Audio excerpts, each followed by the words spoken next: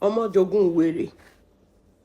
Ó dàbẹ́ ni pé mo ti figure out color ti problem ẹni ń sìn. Ó dàbẹ́ ni pé mo ti figure out díẹ̀díẹ̀. First to begin with, ṣé o ti rí orin tí Queen Mother release? Queen Mother on the beat. Ó pọ̀ yẹn.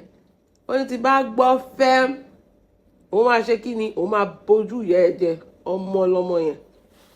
But coming back to you, Solape, I think I'm now understanding you gradually.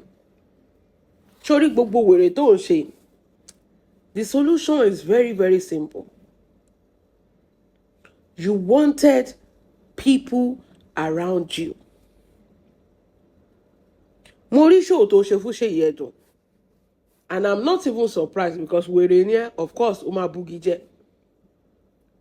But deep down there, the moment you are talking, it shows that you are a person tó jẹ́ pé you love people around you, you love them, you love people to be ṣẹ̀mọ̀ kẹ́ máa jọ máa ṣe kẹ́ máa jọ máa ṣe. Kò wá yé why they are avoiding you. Solape, it's only one reason tó fi ń avoid it. Ìwà tó ń wù lórí social media tí gbogbo ayé ń rí, ìwà tí ò dáa ni. Ìwà kéèyàn máa ṣépè pé àwọn ọmọ kéékèèké máa kú. Ìwà kéèyàn máa gbé ìyá àti bàbá èèyàn kan jáde torí pé èèyàn ń bàjà. Ìwà kéèyàn máa búlì àwọn èèyàn àtàgbà ọ̀tọ̀mọdé. Ìwà tí ò dáa ni. Mo ṣe show kan, mo sọ pé mo rí warriors tó ń sọ pé téèyàn bá ti ń pé 50, ó yẹ kó máa ju àwọn nǹkan kan sílẹ̀, kò yẹ kó mọ́ bá ọmọ lọ́wọ́ ni. Mo ní ṣé ara Solape ló yẹ kẹ́ ẹ ti bẹ̀rẹ̀ kíní yẹn náà. You love attention, you love people. Ó láì kẹjọ máa ṣe, kẹjọ máa rò, kọ́ máa já ẹ̀sìn kí ló ń ṣẹlẹ̀, kí ló ń lọ. But at the same time, ó wùwà tó ń léyàn sá fún ẹ. Take Ṣèyí Ẹ̀dùn for an example. Now, gbogbo nǹkan tó ń ṣe báyìí ó ti wá yé everybody. You will first of all do as if you are supporting them when they have problems. Later, you will now start dragging them and start tagging them as if they are the problem. Wọ́n ò dẹ̀ pé kó wá jà fáwọn. Ìgbà tó ń búlì Ṣèyí Ẹ̀dùn, táwọn Titans ń búlì Ṣèyí Ẹ̀dùn torí pé ó fẹ́ ọkọ Tóyìn Ayọ̀mákù. Ṣèyí Ẹ̀dùn did not say anything. She did not mind them. She knew exactly what she was going to get when she married that man. You claim you are fighting for her. How many years ago? Look at Ojo Oteni. Now you are now dragging her. Wípé kò ní mind of her own, Solape. You never fought for her. O kàn ń lo story ẹ̀ torí pé òun wá èèyàn, òun wẹ́ ni kúnra. Ṣé o mọ̀ pé the same time náà ni ọ̀rọ̀ Mercy ìṣẹ̀lẹ̀, Mercy Aigbe. The same thing náà ló ṣe.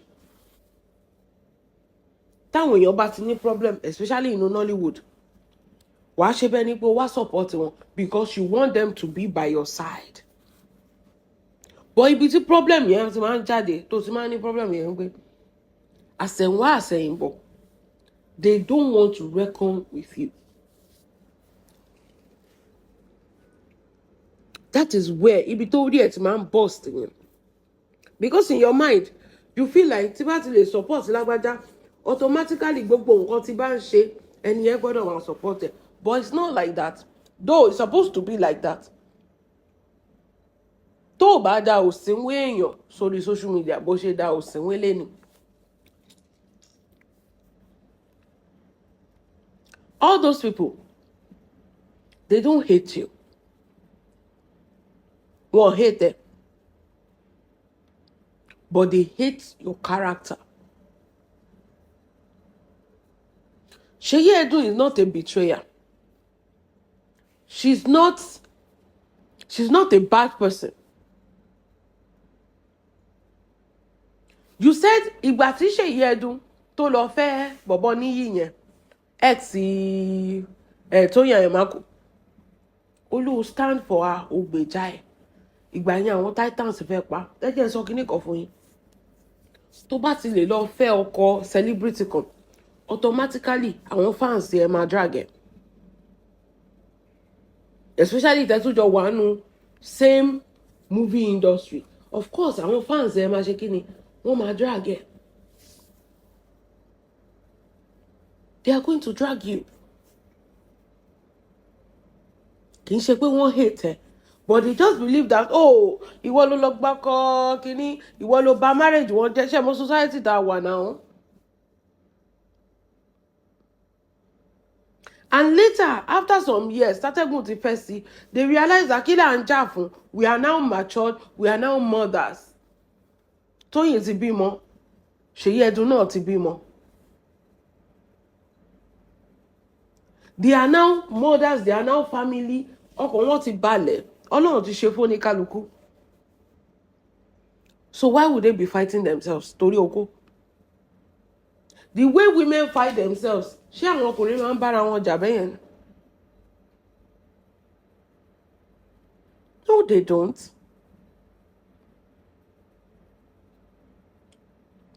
Obìnrin nìkan ló máa ń bára wọn jà.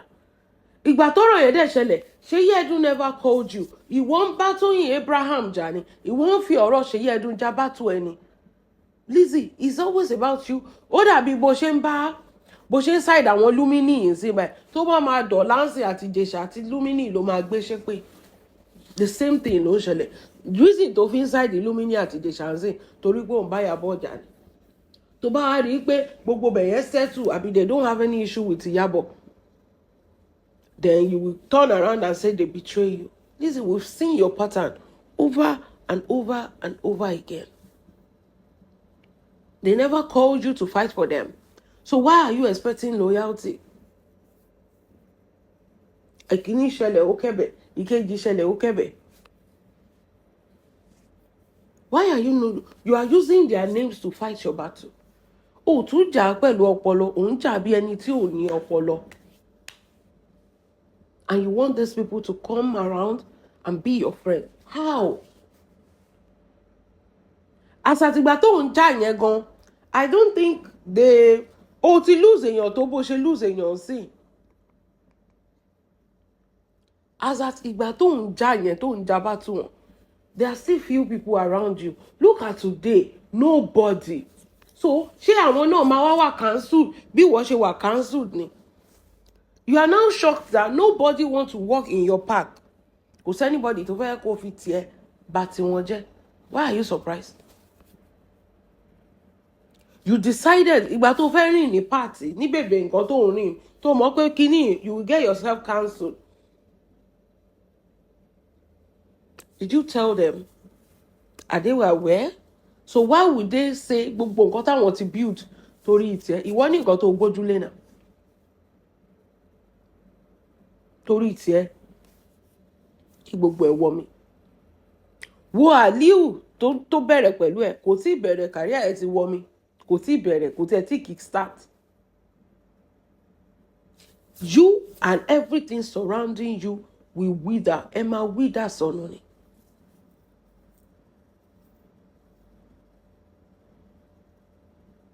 That is just it. Ìwà ọmọ ló ń jẹ́ kí ọmọ ṣòkìgbẹ́.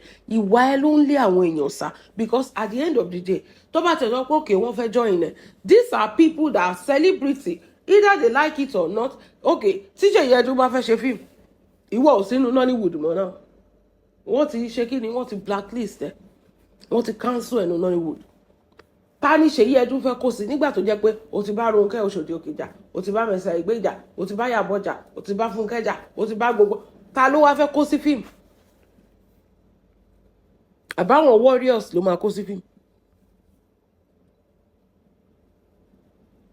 When you've already fought everybody there, àrèjà ò ṣe pé ta ló wá ta ni Ṣèyí Ẹdùn fẹ́ kó sí fíìmù?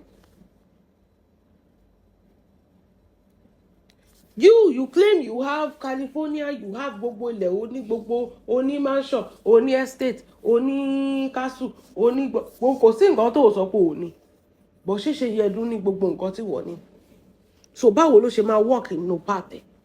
Òun sọ pé they are not loyal to you. How can they be loyal? Nígbà tó jẹ́ pé ìwọ ò ṣe fíìmù ó ní nǹkan tó gbójúlé. Àwọn yẹn they don't have any other thing apart from that movie. You are cancelled from the movie, you are still surviving. They cannot work in your part because if they get cancelled, how will they make their money? And celebrity, especially in Hollywood, ló easy àti cancel jù. Gbogbo wọn ṣọ́ wọn lọ́wọ́, ṣọ́ wọn lẹ́sẹ̀.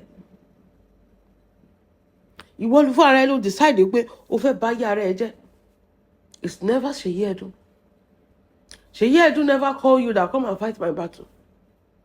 Ṣèyí Ẹ̀dùn never ask you that, madam, ẹ ṣé o, ẹ wá jà fún mi o, ẹ máa jà lọ, màá ṣe lè. Is there any written agreement between the two of you as a business tycoon?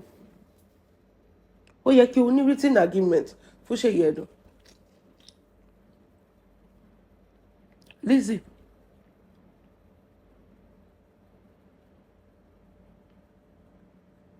Kò séyàn tó gbèjà, ojú wa ló ṣe ń gbèjà Mercy o, tó rò pé ó máa wá side.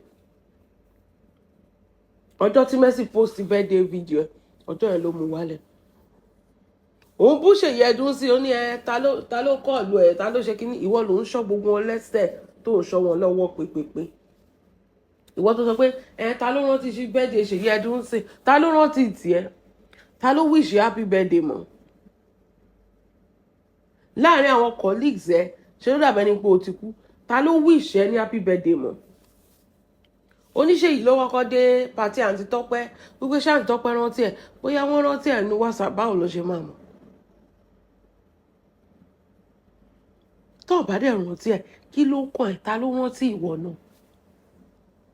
Ìwọ ló máa mọ̀ nǹkan tó ń ṣẹlẹ̀ ń bí, nǹkan tó ń ṣẹlẹ̀ ń bí, ìwọ nǹkan tó ń ṣẹlẹ̀ ń bí. Still no, even you saying it doesn't mean that these people will still come and reckon with you. It can never happen. Ó ti tán fún ẹ, ó ti fẹnu bà tara ẹ jẹ́. And they know. Àwọn sì ní nǹkan tó fẹ́ fi ilé ayé wọn ṣe, ìwọ ò ní nǹkan kan mọ́. Ìwọ kàn dúró de kú ni. Ṣé movie premiere wọ́n invite ẹ rí? No. Nemi wọ́n invite ẹ, burial wọ́n invite ẹ, gbogbo èèyàn cancel ẹ. Ó rí bó ṣe náà ń bẹ̀bẹ̀ fún invite lọ́wọ́ Dayọ̀ Amusa. Everybody cancel you. Ìwọ tó ń bá odidi Sàlàwá Àbẹ̀ní rìn tí màmá yẹn sọ pé òun ò fẹ́ rí ẹ mọ́. Àǹtí Tọ́pẹ́ fẹ́ wá ṣe birthday shout out fún ẹ. Wọ́n máa sọ fún Àǹtí Tọ́pẹ́ pé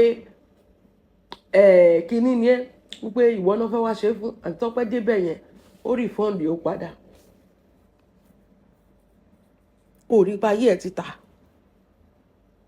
Sórí ìṣòro tó ní Ṣọlá pé ó ju gbogbo eléyìí tó ń wo ìlọ.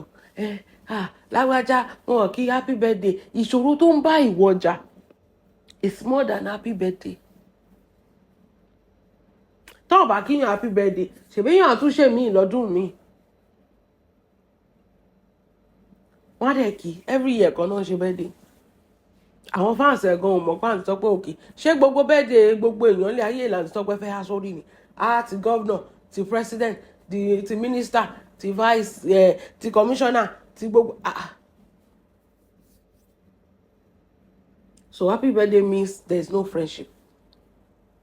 Solape, go and get a life. Go and get a life.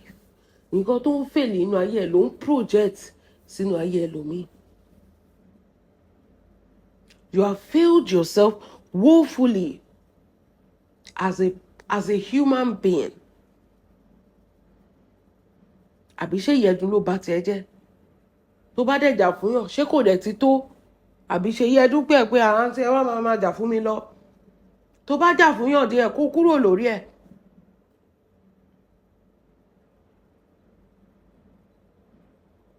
Àsẹ̀yìnwá àsẹ̀yìnbọ̀.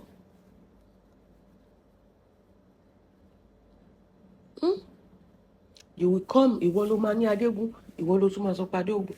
Wàá wálé ní ìwà ló fẹ́ gbèjà lágbájá, wàá fi ṣán sí fi gbogbo ẹ̀ sí. Ẹ rí bó ṣe ń fi magí tó ń fi yọ̀ sọ̀rọ̀ Ìjẹ̀ṣà.